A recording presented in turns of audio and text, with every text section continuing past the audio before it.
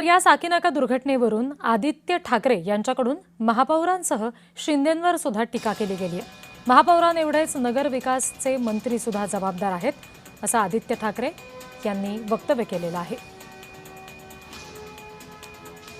जेवढे जबाबदार याच्यात महापौर आहेत तेवढेच नगर विकासचे जे मंत्री आहेत, पळकुटे आहेत, जे स्वतः इथे उत्तर देऊ शकत नाहीत, फेकनाथ मिंदे, ते पण ह्याला एवढेच जबाबदार आहेत असतील। ते पूर्ण व्यस्त असतील आमदार फोडण्यात, खासदार फोडण्यात, नगरसेवक फोडण्यात, विकत घेण्यात, दलालांच्या बरोबर बसण्यामध्ये।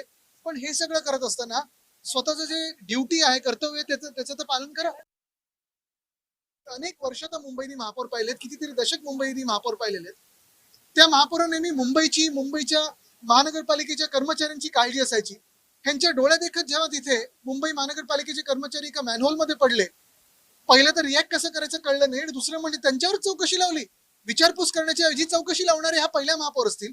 आणि आज देखील अनेक लोकांनी सांगून, लोक ट्विटरवर सांगतात, लोक सोशल मीडियावर सांगतात की कचरा उचलला नाहीये, कुठे बॅरिकेड लावले नाहीत, कुठे मॅनहोल ओपन आहेत, तरी देखील काळजी मुंबईची नाहीये। ह्या महापौरांना फक्त आणि फक्त बांगलादेशची काळजी पडलेली आहे, हे आमचं दुर्दैव आहे।